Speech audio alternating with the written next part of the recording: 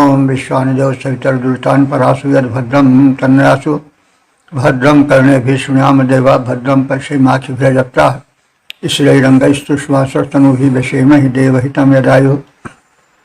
ओम वेद प्रेमियों सुधी श्रोताओं, संप्रथम सब ऋग्वेद के अष्टम मंडल के 25वें सूक्त की 13वें मंत्र की व्याख्या में प्रवेश करने जा रहे हैं। मंत्र दृष्टार्थ विश्वमना वैयेषु देवता मित्र वरुण। शीर्षक है वैभव रक्षणार्थ प्रार्थना। अब संबंधित मंत्र का सर्वप्रथम सस्वर पाठ हो जाए। तत्कार्यं वृणीमहे वरिष्ठं गोपयत्यं मित्रो यत्पान् देवरुणो यदुर्जमान्। इस 13वें मंत्र में मित्र वरुणादि देवों से ऐश्वर्य प्राप्ति के संरक्षण की प्रार्थना है, क्योंकि धनैश्वर्य मिलना तो आवश्यक है ही, लेकिन उससे आवश्यक है उसकी सुरक्षा। यदि मिला हुआ धनैश्वर्य वैभव रक्षित न हो सका तो उसकी प्राप्ति का कोई मतलब नहीं रह जाता है।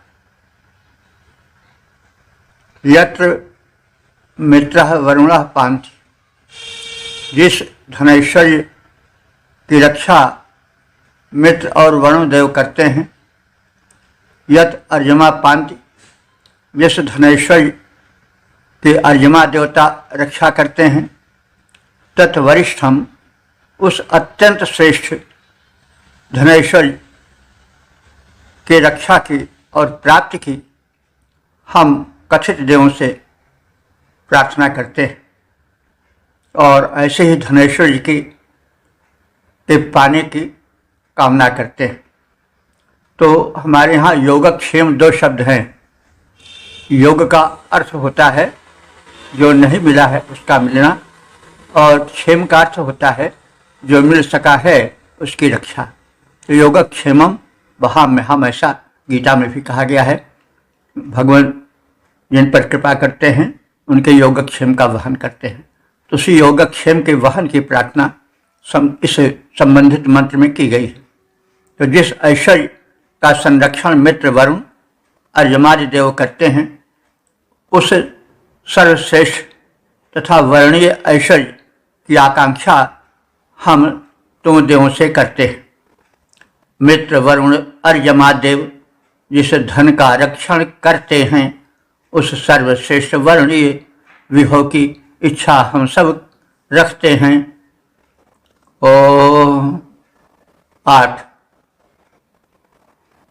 25, 14 देवता मित्रावरुण। शीर्षक ऐश्वर्य रक्षार्थ प्रार्थना। अब संबंधित मंत्र का सर्वप्रथम सस्वर पाठ हो जाए। उदरः सिन्धुरपान् तन्मरुतस्तदश्विना इन्द्रो विष्णुर्मेध्यान् सजोषसः। इस 14वें मंत्र में भी प्राप्त ऐश्वर्य के रक्षार्थ मित्र वरुणादि देव से प्रार्थना है। उत माने और, न हमारे, तत् उस ऐश्वर्य की रक्षा और कौन कौन करें, यह कहा जा रहा है कि अपाम सिंधु। आप कहते हैं जल को, सिंधु कहते हैं नदी को। तो जल से भरी नदियां करें। ऐश्वर्य है, कृषि आदि की उपज बड़ी अच्छी है, लेकिन नदियां बाढ़ में सब बहा ले गई तो पाना ना पाना बराबर हो गया। तो इसलिए कहा गया है कि अपाम माने जल से भरी हुई, सिंधु माने नदियां हमारे प्राप्त धनैश्वर्य की रक्षा करें। तो सिंधु तो ज़्यादातर लोग जानते हैं समुद्र के अर्थ में, लेकिन ऋग्वेद में प्रायः सिंधु का अर्थ नदी कहा गया है। सिंध्यति जलम यस्मिन स सिंधु, जिसमें जल सरक सरक कर चले वह सिंधु है। तो इस तरह से अपाम सिंधु, जल से भरी हुई नदियां हमारे प्राप्त धनेश्वर की रक्षा करें, मरुतः मरुदगण रक्षा करें, अश्विना दोनों अश्विनी कुमार रक्षा करें, इंद्र विष्णु, इंद्र और विष्णु रक्षा करें, मीढ़वांसा सजोषसा, मनोर्थों को पूरा करने वाले तथा साथ साथ रहने वाले सभी देव हमारे धनेश्वर की रक्षा करें, हमारे उस ऐश्वर्य का संरक्षण जल युक्त सरिताएं, मरुदगण तथा अश्विनी कुमार करें। इसके अतिरिक्त कामनाओं को पूर्ण करने वाले तथा एक साथ संगठित होकर निवास करने वाले देवगण भी हमारे धनेश्वर की रक्षा करते रहें। करें हमारे धन का रक्षण सदा सजल सरिताएं, मरुत तथा अश्विनी देव भी रक्षण करते जाएं। मनोरथों के पूरक सूरजो हिलमिल रहें सुहाए, ऐसे सुर समाज ऐसे सुर समस्त हम सबके धन को सदा बचाएं। ओ 8, 25, 15 देवता मित्रावरुण शीर्षक अभिमान नाशक मित्र वरुण देव। अब संबंधित मंत्र का सर्वप्रथम सस्वर पाठ हो जाए।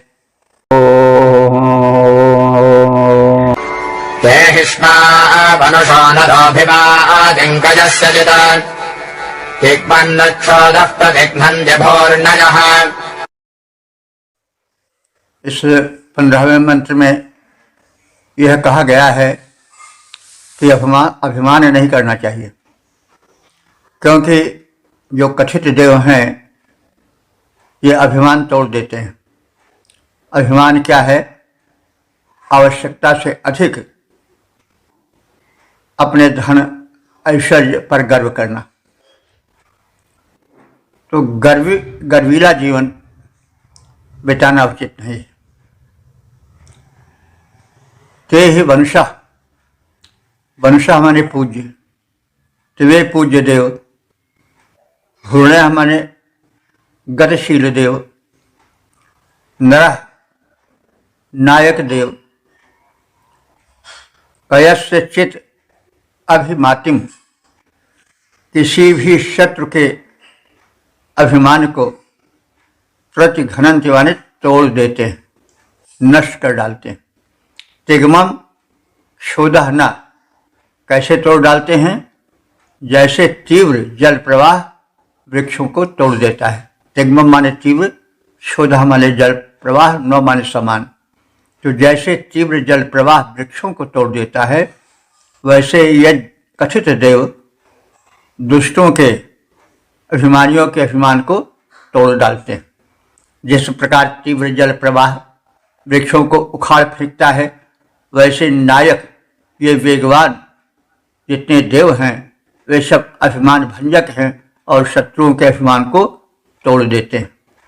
जल का तीव्र प्रवाह तोड़ देता सत्वर तरुवर जल को जैसे, जल का तीव्र प्रवाह तोड़ देता तरुवर को जैसे श्रेष्ठ देवता शत्रु गर्भ खंडित कर देते, वैसे। ओम 8, 25, 16 देवता मित्रावरुण शीर्षक देव निर्धारित नियम पालनीय। अब संबंधित मंत्र का सर्वप्रथम सस्वर पाठ हो जाए। अजमेक इत्था परोरजष्टे विष्पदेः तस्योगूढतान्यनुपश्चरामसे। इस 16वें मंत्र में मित्र वरुण इन देवोदय के प्रार्थना के संदर्भ में कहा गया है कि दोनों की बात क्या, एक ही देवमित्र इतने सक्षम हैं कि सब कुछ वे कर सकते हैं।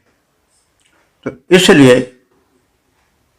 इन सशक्त देव मित्र की आज्ञा अथवा जो निर्धारित नियम हैं उनकी उपेक्षा न करो। तो आप लोग मित्र और वरुण के विषय में जान चुके हैं। ये आदित्य मंडल के सदस्य हैं और वास्तव में सूर्य के ही रूप हैं।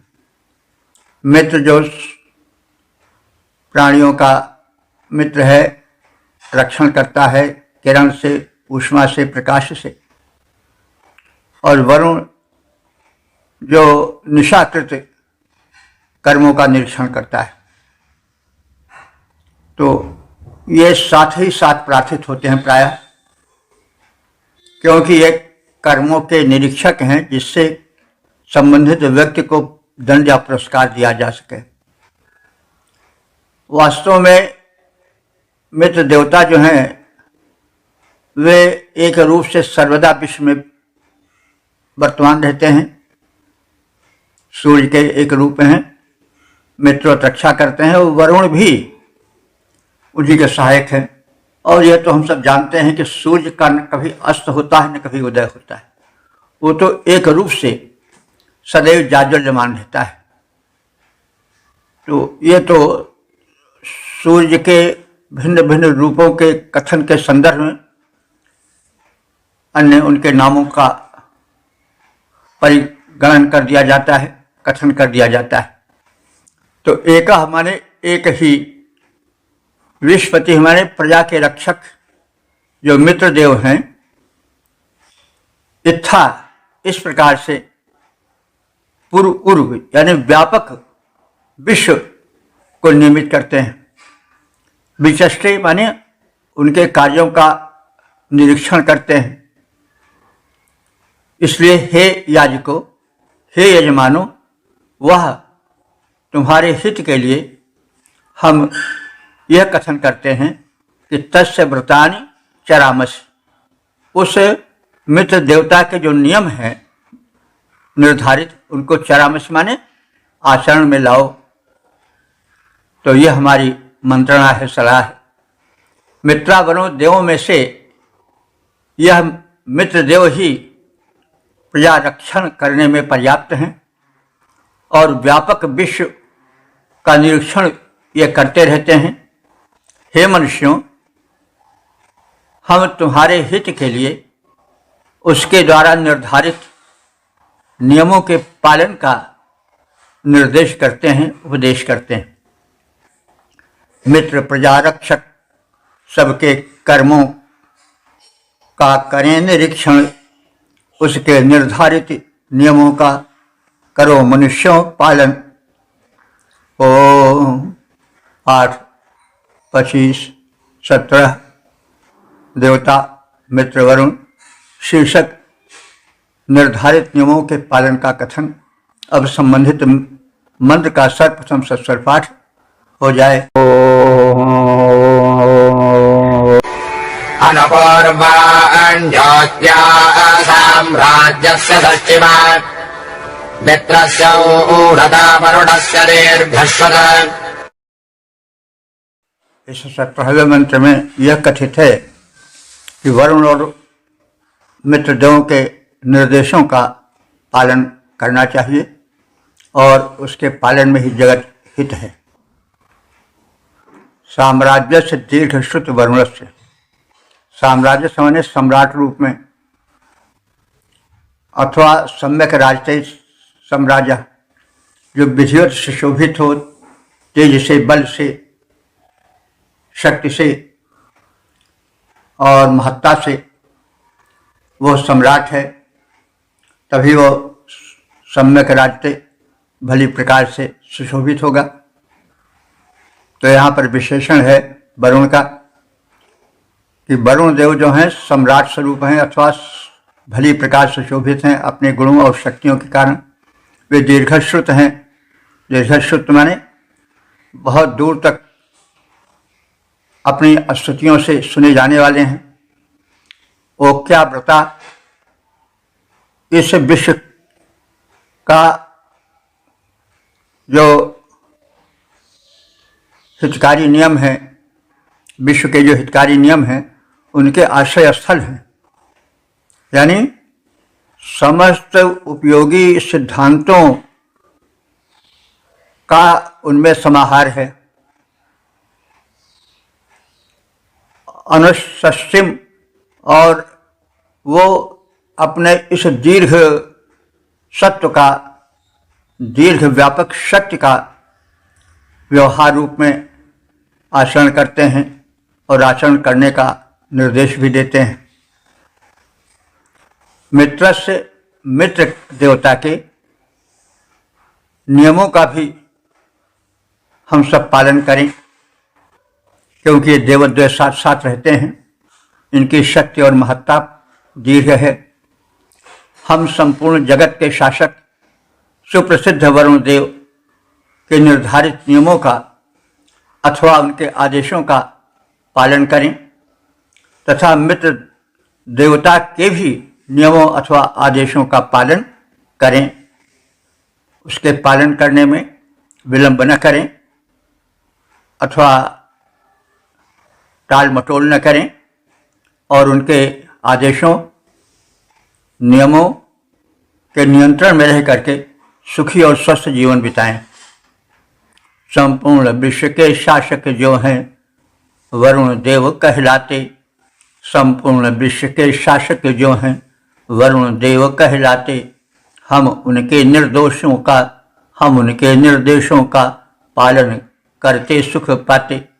उसी प्रकार देवता मित्र के निर्देशों का पालन हम सब करते रहें। जगत में हो हित का संचालन। ओ 8:25-18 देवता मित्र वरुण, शीर्षक महिमा मंडित देव। अब संबंधित मंत्र का सस्वर पाठ हो जाए। परिगारश्मिना आदिवान्तान् भवे पृथिव्योः उभे आपक्तो रोदसे महित्वा। इस 18वें मंत्र में मित्र और वरुण देवों की महिमा का कथन है। प्रथम मित्र देव की महत्ता द्योतित की गई है। तो यह हमारे जो रश्मिना अपनी किरणों से, किरण रूपी डोर से दिवा पृथिव्या अंतात् परिममे, दिवा माने द्विलोक, पृथ्व्या माने भूलोक के अंतर को माप लिया है। कैसे? अपने किरण रूपी डोर द्वारा। तो जिस मित्र देव ने अपनी किरण रूपी डोर द्वारा भूलोक और द्विलोक के अंतर को, दूरी को नाप लिया है और मित्र देव की तो यह महिमा कही गई। वरुण देव भी उनसे कम नहीं। और उभे, ये दोनों देव महित्वा अपनी महिमा से रोदसी माने द्विलोक और भूलोक को अपप्रव पूर्ण कर देते हैं। मित्र देवता ने अपने किरण रूपी डोर से द्विलोक और भूलोक की दूरी को माप लिया है, नाप लिया है। वे दोनों देव मित्र और वरुण दिव्यलोक और भूलोक दोनों को अपनी महिमा से आपूरित किए हुए हैं। मित्र देव ने रश्मि डोर से नापा भूनभ का अंतर। मित्र देव ने रश्मि डोर से नापा भूनभ का अंतर। महिमा द्वारा मित्र वरुण के आपूरित अवनी अंबर। ओम 8:25-19 देवता मित्रा वरुण, शीर्षक प्रभाकालीन याज्ञिक व्यवस्था। अब संबंधित मंत्र का सर्वप्रथम सस्वर पाठ हो जाए। उदस्य शरणे दिवा ज्योतिरजं स्तसूर्याः अग्निर्न शुक्रः समिधान आहुतः। इस 19वें मंत्र में यह कथित है कि सूर्योदय के साथ ही साथ यज्ञ कार्य प्रारंभ हो जाता है। यह ऋग्वैदिक काल की योजना का कथन है कि उस समय सूर्योदय के साथ साथ यज्ञ कार्य भी प्रारंभ हो जाता था। अग्नि को आहुति दी जाती थी और देवताओं का आह्वान किया जाता था। तो यह बड़ी दिव्य व्यवस्था थी और इसी दिव्य व्यवस्था के कारण सतयुग में रोग शोक नहीं थे। हेल्थ इज वेल्थ, स्वास्थ्य सबसे बड़ा धन है और इसीलिए दीर्घायु प्राप्त होती थी। तो सतयुग कोई ऐसा युग नहीं मानना चाहिए कि वो ऐसा युग था कि चाहे जो कुछ करे आदमी दीर्घजीवी होगा, आदमी सुखी रहेगा, आदमी संपन्न रहेगा, स्वस्थ रहेगा। यह उदाहरण निकाल देनी चाहिए, क्योंकि त्रिगुण तब भी थे, आज भी हैं। उस समय जो व्यक्ति स्वस्थ रहता था, जो दीर्घजीवी होता था, जो सुखी था, वो यज्ञ के कारण था। वह जीवन यज्ञीय जीवन होता था और प्रातः काल होते ही लोग यज्ञ करना प्रारंभ कर देते थे। आज तो प्रातः लोग सिगरेट बीड़ी सुलगाते हैं, तो फिर कैसे स्वस्थ रहने की कामना कर सकते हैं। तो इस सतयुगीय व्यवस्था, वैदिक व्यवस्था यदि आज हो जाए तो रोग शोक और तरह तरह के प्रदूषण जन्य जो रोग हैं वे सब दूर हो जाए और दीर्घायु मिले, स्वस्थ आयु मिले, फिर सतयुग आ जाए। तो इस पर लोग ध्यान नहीं देते हैं। तो जो दैवी नियमों का उल्लंघन करता है वो उसका दुष्परिणाम भोगेगा ही। तो हमें वेदों की इस आदेश का, इस व्यवस्था का पालन करना चाहिए। यदि हम चाहते हैं कि सतयुग आ जाए और दीर्घ जीवन मिल जाए, तो कथित मंत्रों में निर्दिष्ट संदेशों का विधिवत पालन करें। अब सूर्य का वर्णन किया जा रहा है, जो प्रभातकालीन आभा को लिए गगनमंडल पर विचरणोद्यत होता है प्रभातकालीन वेला में। तो तत्सूर्य, वह सूर्य दिवा शरणे, दिवा में द्युलोक रूपी अथवा आकाश रूपी घर में ज्योति उत अयम स्तर, अपनी ज्योति के साथ साथ ऊपर उठता है, आकाश में ऊर्ध्वगमन करता है। और उस समय अग्निहीना शुक्र, वह सूर्य अग्नि के समान तेजस्वी दिखाई पड़ता है।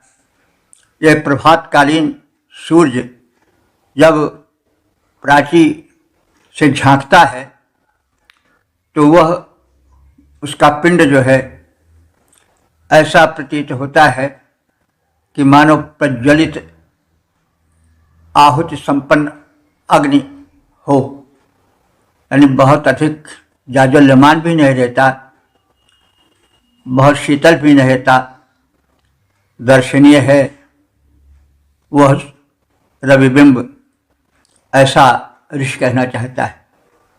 वो शुक्र माने शुक्ल वर्णी यज्ञाग्नि की तरह की भांति आभा धारण करता है और उस समय सूर्य इस प्रकार से प्रातः काल में प्रतीत होता है। समिधान, वह समिधा को, समिधा माने होता है वो काष्ठ आदि जैसे अग्नि प्रज्वलित होते हैं, आहुति आचपा करके जैसे अग्नि प्रज्वलित होते हैं, सुशोभित होते हैं, वैसे ही उस समय वो सूर्य तेजस्वी होता हुआ शोभा पाता है। वह सूर्य द्युलोक रूपी घर में अपने ज्योत बिखेरता चलता है, तब वह सूर्य समिधा प्राप्त अग्नि की भांति प्रदीप्त दिखाई देता है। उसी समय यज्ञ प्रारंभ होते हैं। प्रदीप्त पावक में आहुति डालो, और उस समय आहुति डाली जाती है और देव का अथाह कृपा कोश खुल जाता है। जब प्रातः रवि गगन भवन में ज्योति जाल फैलाते, जब प्रातः रवि गगन भवन में ज्योति जाल फैलाते, तब प्रदीप्त पावक समान वह तेजस्वी दिखलाते। हो जाते प्रारंभ यज्ञ, हव्यान चढ़ाए जाते, आहुतियाँ डाली जाती, देव बुलाए जाते। ओम 8, 25, 20 देवता मित्र वरुण। शीर्षक प्रभात कालीन याज्ञ की व्यवस्था। अब संबंधित मंत्र का सर्वप्रथम सस्वर पाठ हो जाए।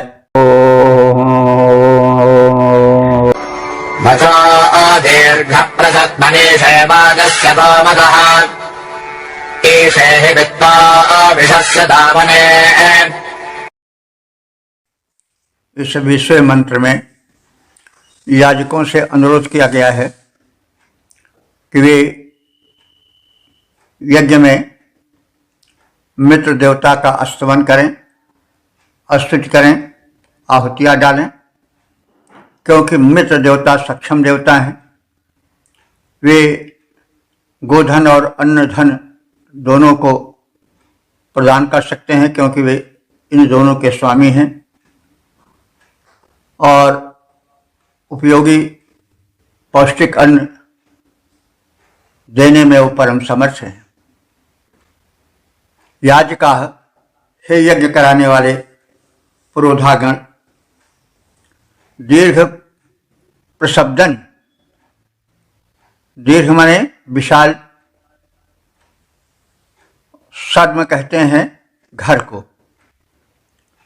तो दीर्घ सद्मनि माने विशाल यज्ञ गृह में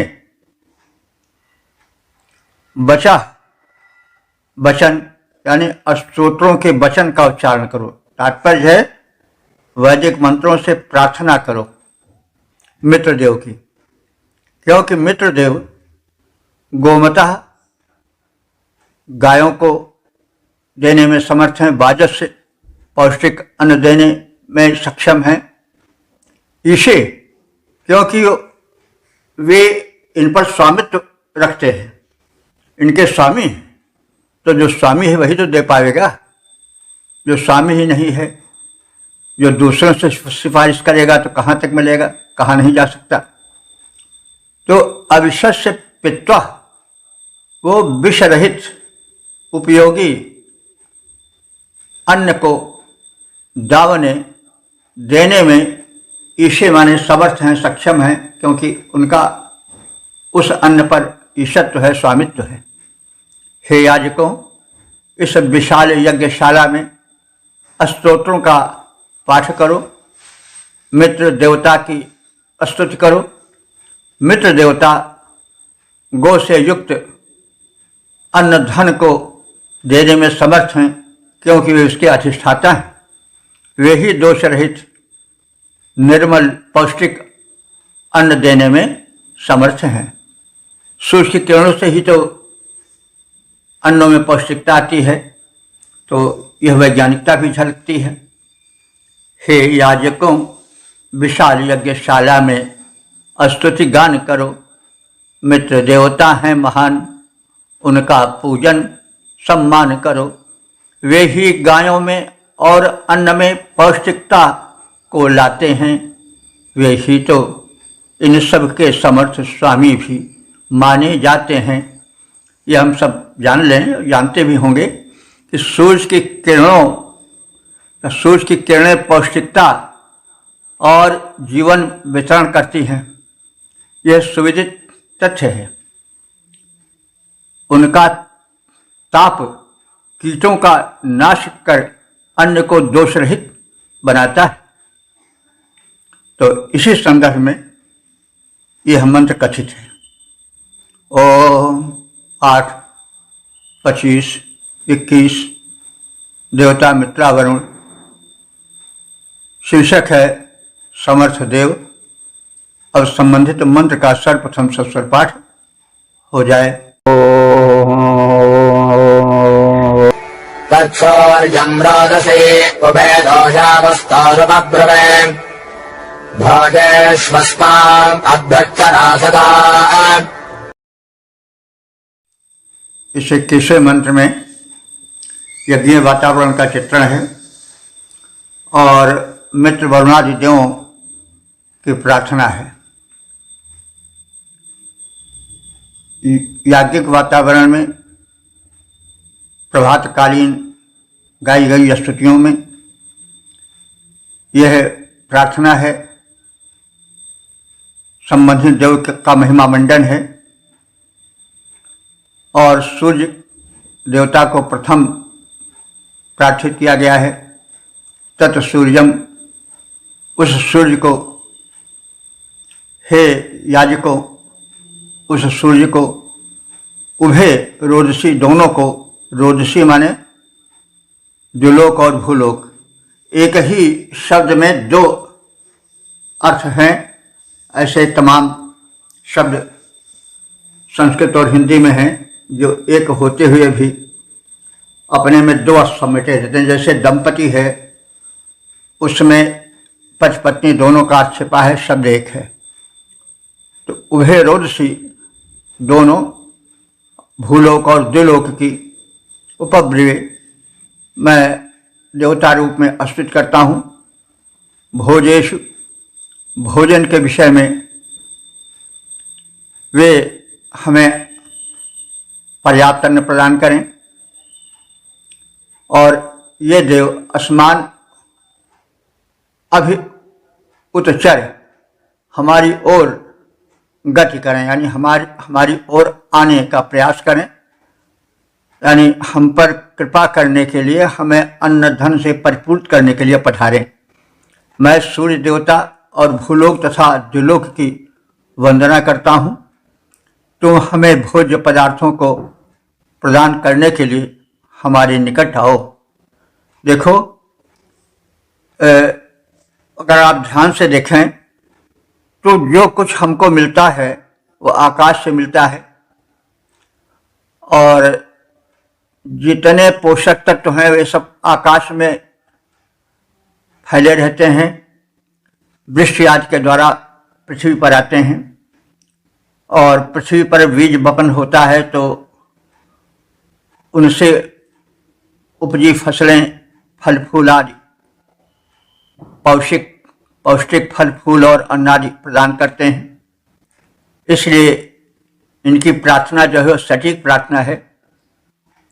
और ये भी जानिए कि कोई जड़ की प्रार्थना नहीं है, इन सब में एक जीवन है, एक सूक्ष्म शक्ति है, एक विचारिक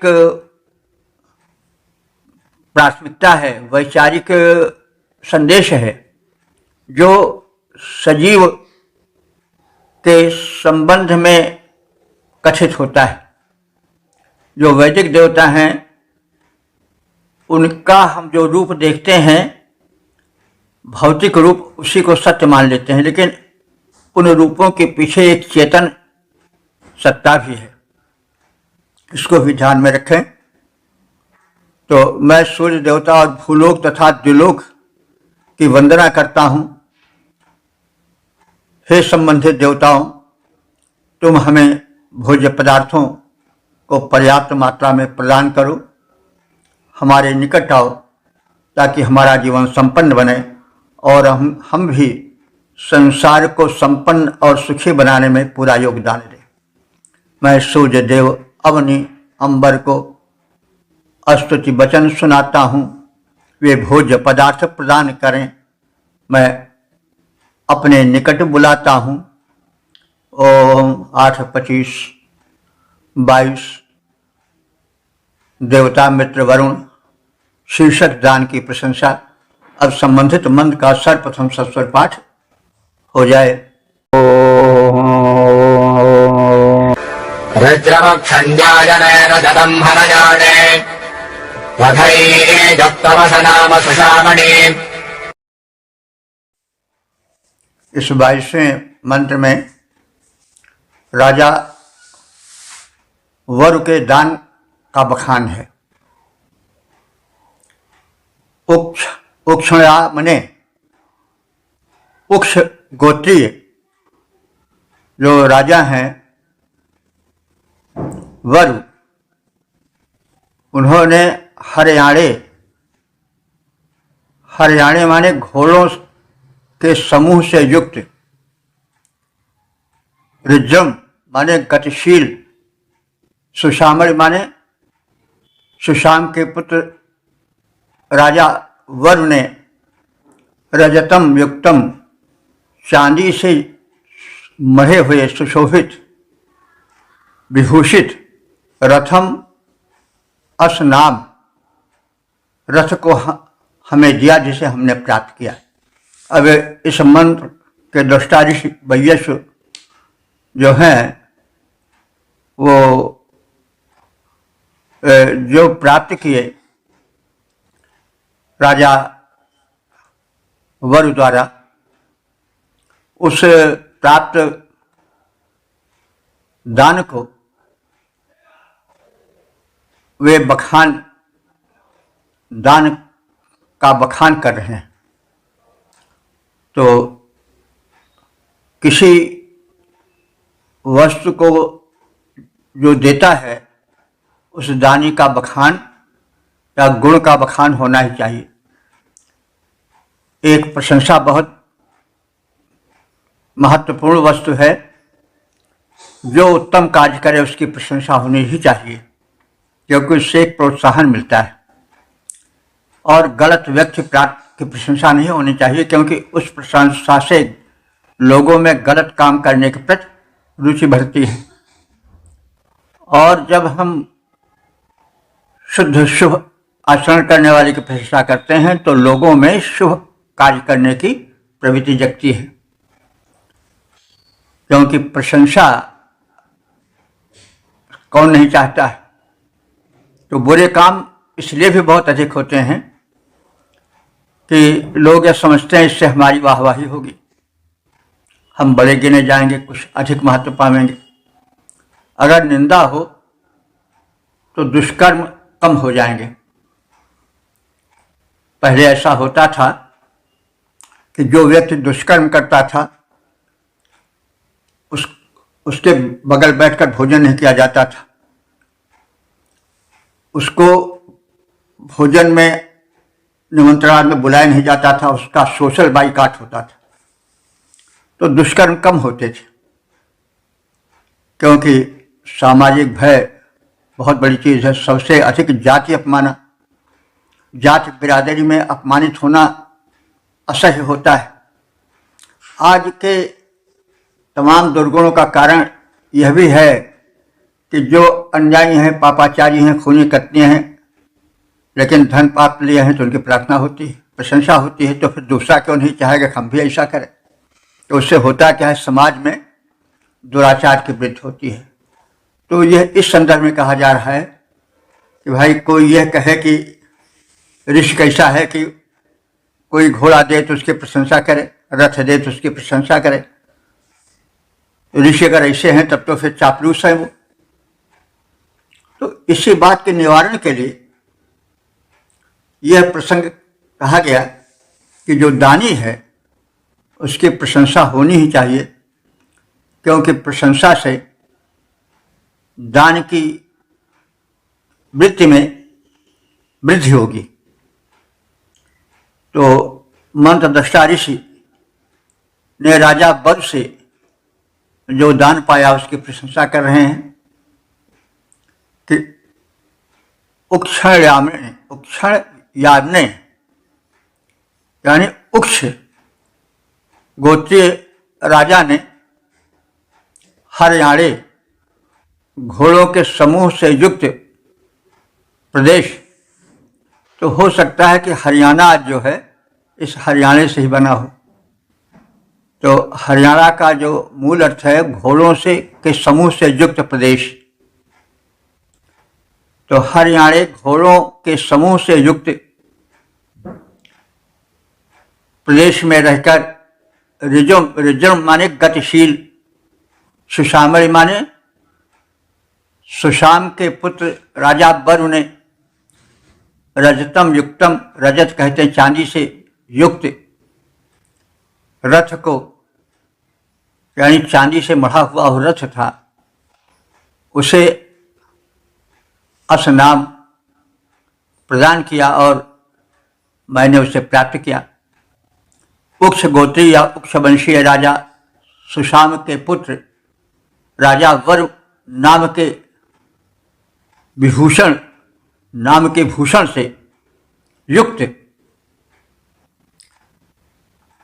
हमें द्रुतगामी अश्वों से युक्त तथा चांदी से विभूषित रथ प्रदान किए हैं। तो राजा वरु ने हमें तीव्रगामी अश्व दिए और उसके साथ ही साथ चांदी से मढ़े हुए रथ भी दिए। तो वे प्रशंसनीय हैं, इसलिए मैं उनकी प्रशंसा करता हूँ। उरु गोत्रीय या वंशीय राजा सुशाम के पुत्र वरु नामक राजा ने हमें द्रुतगामी अश्वों से युक्त तथा चांदी से मढ़े हुए विभूषित रथ प्रदान किए। तो उर्वंशी या उक्षवंशी राजा सुशाम के सुत वरु दानी नृपति महान द्रुतगामी है और रजत भूषित रथ हमको किया प्रदान।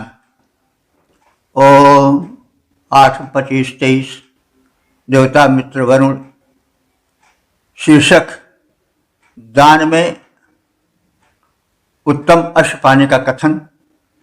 अब संबंधित मंत्र का सर्वप्रथम सस्वर पाठ हो जाए। तामे अस्यानां हरेणान् दिवासनात् उदानगत्यानान् नृपाहसात्। इस 23वें मंत्र में दो विशिष्ट अश्व पाने का कथन है। यद्यपि दान व्यवस्था में कई अश्व मिले हैं, लेकिन दो अश्व ऐसे तीव्रगामी और ऐसे श्रेष्ठ हैं कि उनके द्वारा बहुत शत्रुओं को मारा और भगाया जा सकता है। तो हरिराम कर्तव्यानाम अशव्यानाम। हरिनाम माने घोड़ों में जो कर्तव्यानाम तेजस्वी हैं और अशव्यानाम माने घोड़ों के समूह में वे दो घोड़े मुझे विशिष्ट रूप से मिले जो नितोषणा माने शत्रु संहार में परम कुशल हैं, निर्वाहसा जो मनुष्यों में नायक हैं, मनुष्यों में शत्रुओं को दमन करने में विशेष कुशल हैं, ऐसे योद्धाओं के प्रयोग में लाए जाने वाले दो घोड़े विशिष्ट रूप से प्राप्त हुए हैं। तेजस्वी गमन क्रिया कुशल अश्वों के समूह में मुझे वे दो विशिष्ट गुण संपन्न अश्व प्राप्त हुए हैं जो शत्रु विनाशक नायकों को,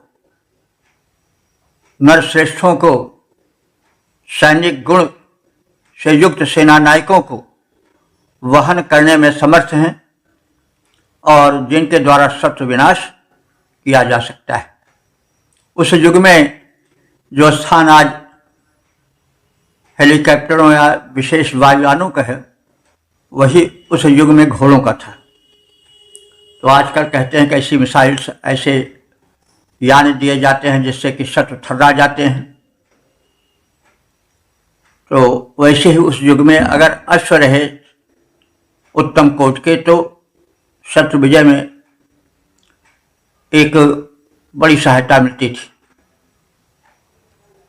तो वही बात कही जा रही है। आज भी युद्ध विजय में उन आकाशीय विमानों की बड़ी आवश्यकता है जो शत्रुओं के विनाश से सक्षम है। वैसे उस युग में जो उत्तम कोट के अश्व थे उनकी उतनी ही महत्ता थी। तो इस मंत्र में अश्वों के समूह में से 2 अश्व ऐसे थे जो कि शत्रु मर्दन में बड़े सक्षम थे। उसकी प्रशस्ति या प्रशंसा इस मंत्र में है।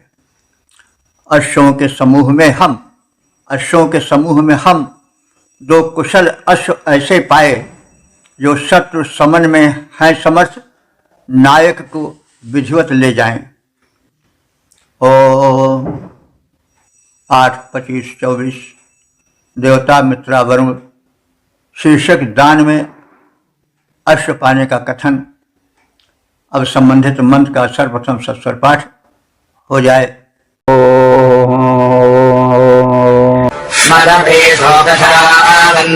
प्राणविष्ठयापते महाबाजिना परवन्दासजासनम्।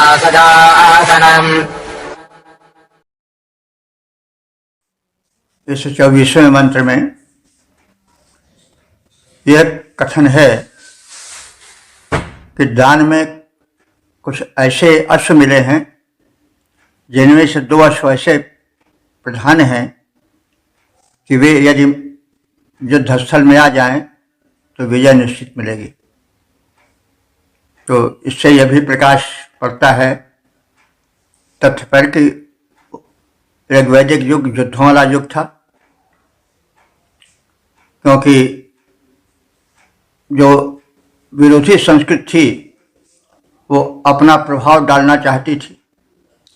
आज संस्कृत पर कल्चर हैं और विचार वैभिन्न है, तो विचार वैभिन्न द्वारा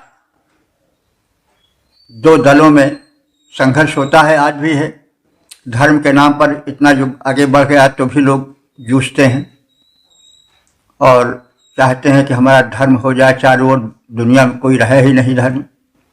तो हम लोग ये सब जानते हैं कि धर्म है क्या, संघर्ष है क्या। 2 विरोधी संस्कृतियों में जो अज्ञानता कहें या जो कुछ कहें उससे जो टक्कर होती है वो आज भी कम नहीं हुई है।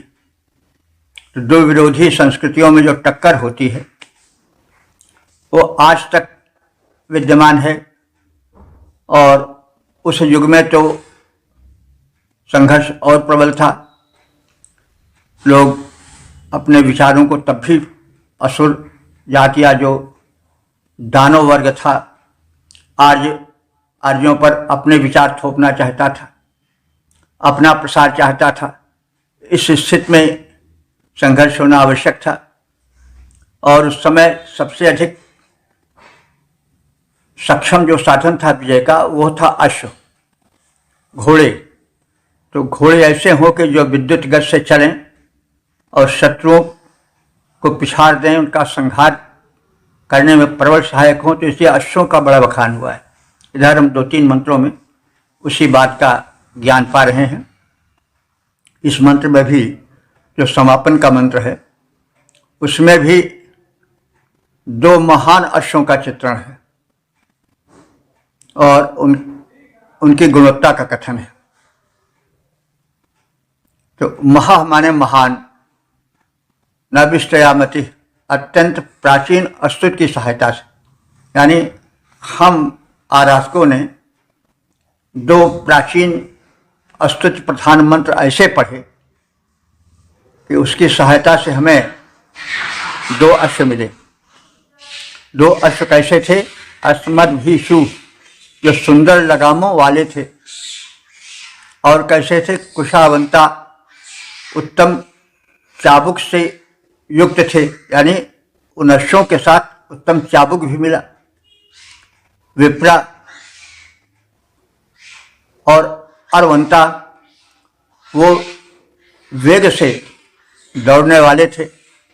और विप्र माने यहाँ हुआ कि उत्कृष्ट ज्ञानी थे, यानी युद्ध कला कौशल कहाँ कावा काटे जाए, कहाँ घूमा जाए, कहाँ क्या किया जाए, वे अश्व इस बात को सूक्ष्मता से पहचान लेते थे। तो ऐसे वाजना माने 2 बलवान घोड़े मिले, सचा असनम, और एक साथ हमको मिले।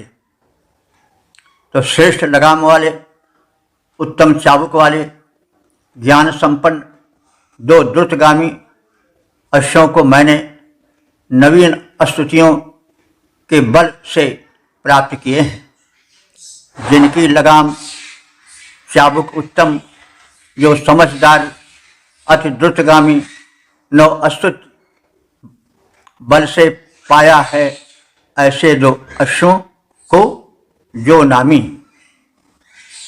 तो इस प्रकार से हमने ऋग्वेद के अष्टम मंडल के 25वें सूक्त के 24 मंत्रों का संक्षिप्त ज्ञान प्राप्त किया।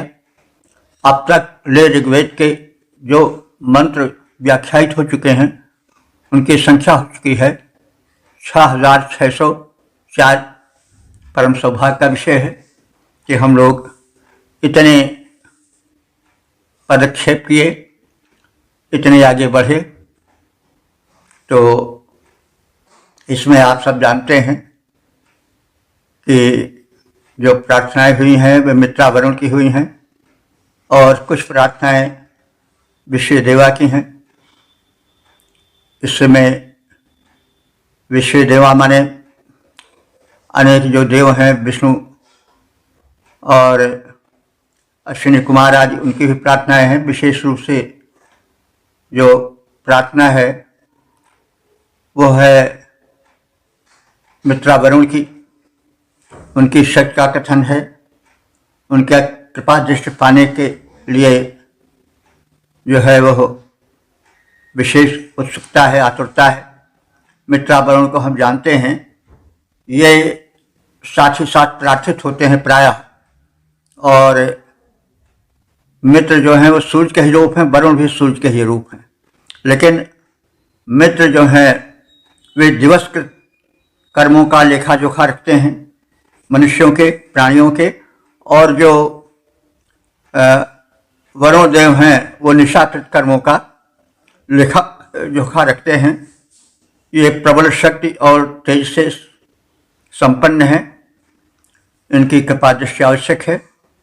और अंतिम 3 मंत्रों में दान व्यवस्था की महत्ता और उसकी प्रशंसा की गई है। दान व्यवस्था में अश्वों का विशेष प्राधान्य है, क्योंकि वह युग भी युद्धों का युग था।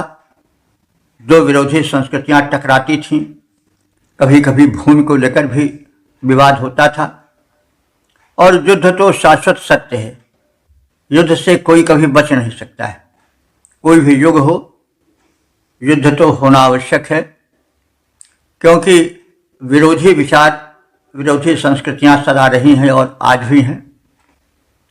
और संस्कृति माने कल्चर, उसी में धर्म भी जुड़ा है, उसको लेकर के आज भी जूझते हैं, पहले भी लोग जूझते थे। तो घोड़ों के दान की विशेष प्रशंसा है, क्योंकि अश्व उस समय विशेष युद्ध के विजय में प्रयोग होते थे, उनका बड़ा महत्व था। तो ऐसे अश्वों की प्राप्ति की प्रशंसा है, दानी की प्रशंसा है। वो आजकल ड्रोन की तरह या विशेष युद्ध संबंधी विमानों की भांति हैं, जो कि अगर पहुंच जाते हैं तो शत्रु उनसे कांप जाता है, वे शत्रु का संहार ही करके दम लेते हैं। वैसे ही उस युग में उत्तम अश्व जो थे इस अभाव की पूर्ति करते थे। ऋग्वैदिक काल में युद्ध में अश्वों का बड़ा महत्व था, हाथियों का विशेष महत्व नहीं था, घोड़ों का बड़ा महत्व था। तो दान की व्यवस्था साथ साथ उत्तम अश्व पाने की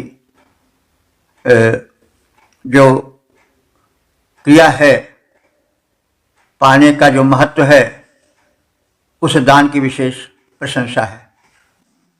तो इस प्रकार से जो वेद है वो केवल अध्यात्म का ही या अस्तुति या धर्म की प्रशंसा करके नहीं रह जाता, वो लौकिक ज्ञान का भी, ज्ञान की भी खान है। युद्ध विषयक नैपुण्य, युद्ध के अंगश्वारी का प्राबल्य, उनकी प्रशंसा भी की गई है। जैसा कि समय समय पर कहा जाता रहा है कि जो वेद हैं वे केवल अध्यात्म का ही या धर्म का ही नहीं पक्ष लेते हैं, वो केवल जो है वो वेद पाठ करने के लिए या स्तुति करने के लिए ही नहीं है, उतने ही तक उनकी उपयोगिता नहीं है कि स्तोत्र पाठ हो जाए, वरन उनकी उपयोगिता भिन्न भिन्न ज्ञान की शाखाओं से भी है। युद्ध कला और रोग को मिटाने की कला, औषधियों की कला, प्राकृतिक नियमों को निभाने की कला, जीवन जीने की कला, और जो संतुलन या संतुलित जीवन खान पान का वैशिष्ट्य हो, उसका भी दिग्दर्शन है। तो वेद जीवन के विभिन्न क्षेत्रों को लेकर चलता है। स्वस्थ पाठ तक ही वो नहीं सीमित है। आजकल लोग स्वस्थ पाठ कर लेते हैं और समझते हैं बस यही वेद है। वेद में जीवन का कोई क्षेत्र नहीं है जिस पर प्रकाश न डाला गया हो। वो संपूर्ण जीवन को लेकर चलता है। वेद पढ़ना आवश्यक है। जब हम वेद पढ़ लेंगे तो हमें पूरा ज्ञान हो जाएगा कि जीवन बहुक्षेत्रीय है। जीवन में रोग भी है, शोक भी है, शत्रु भी हैं, लुटेरे भी हैं, दानी भी हैं, असामाजिक तत्व भी हैं, तपस्वी ही नहीं हैं, तप में बाधा डालने वाले भी हैं। तो उन सबसे कैसे बचा जाए, कैसे संतुलित जीवन बिताया जाए, इन सब की चर्चा, इन सब पर व्यापक प्रकाश वेद में डाला गया है। हम सब प्रयत्न कर रहे हैं कि वैदिक संदेश को सरल से सरलतम रूप में प्रस्तुत किया जाए। तो हम ये चाहते हैं कि आप सब हमसे भी आगे बढ़ करके कार्य करें। वेद का प्रकाशन हो रहा है चौखंबा प्रतिष्ठान से, दिल्ली से, और 2 वेद अब तक आ चुके हैं, ऋग्वेद और अथर्ववेद। उसे आप चाहें तो मंगाकर पढ़ सकते हैं, अध्ययन कर सकते हैं, और हम जो प्रयत्न कर रहे हैं उसको श्रवण करें और अपना और मानव मात्र का कल्याण करें। तो यह हमारी प्रार्थना है और आप अवश्य सुनेंगे, वेद के प्रचार प्रसार में सहयोग देंगे। ओम सर्वे भवन्तु सुखिनः, सर्वे सन्तु निरामयाः, सर्वे भद्राणि पश्यन्तु, मा कश्चित् दुःखभाग् भवेत्।